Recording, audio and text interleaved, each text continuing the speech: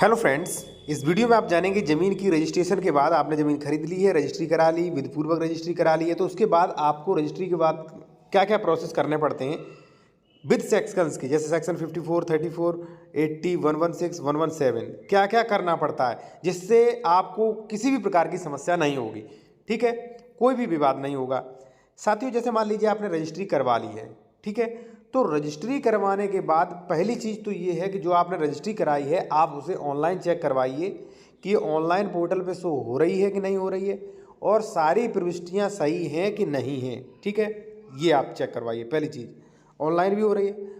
ठीक है, उसके बाद आपको क्या करना है, सेक्शन 54 प्रॉपर्टी ट्रांसफ़र एक्ट का 54 के बारे में जानना चाहिए। 54 ये कहता है कि भाई आपने जिस दिन रजिस्ट्री करवाई, पैसा दिया, रजिस्ट्री करवाई, उसी दिन आप उस प्रॉपर्टी के मालिक बन गए। अब आप तुरंत कब्जा लीजिए। ठीक है, सारे अधिकार उसने आपको ट्रांसफ़र कर दिए हैं, तो आप तुरंत कब्जा लीजिए सेक्शन 54 के अकॉर्डिंग।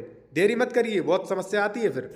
ठीक है, उसके बाद साथियों आपको क्या करना है, आपने पोजीशन भी ले लिया, रजिस्ट्री भी आपकी सही है, उसके बाद आपको करना है म्यूटेशन सेक्शन 34 आपको दाखिल खारिज करवा लेना है बाकायदा।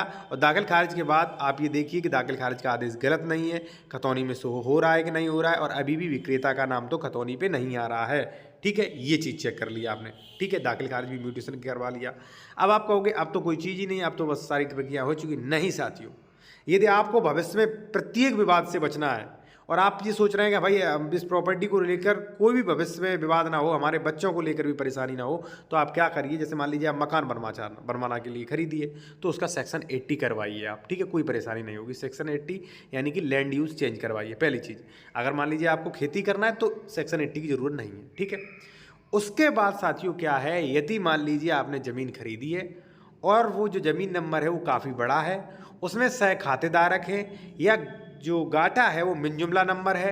ठीक है, तो ऐसी कंडीशन में साथियों आपको हर संभव धारा 116 की कार्रवाई कर देनी चाहिए, और नहीं कि आपने तो भविष्य में बहुत परेशानियां आएंगी। कोई भी सहखातेदारक अवैध कब्जा कर लेगा, ठीक है, या वहां से आपको हटाएगा, कहीं विवाद करेगा। ठीक है, तो आपको क्या करना है, अगर मान लीजिए गाटा मिन जुमला है, गाटा सहखातेदारक कई उसमें है, तो आपको करवाना है 116 की कार्रवाई। ठीक है, फिर 116 की कार्रवाई हो जाने के बाद आपको करना है 117 का दावा, और आपको कुरा डिक्लेरेशन कराना है।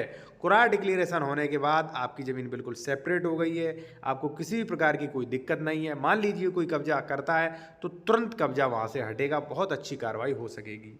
साथियों, मैंने आपको बताया।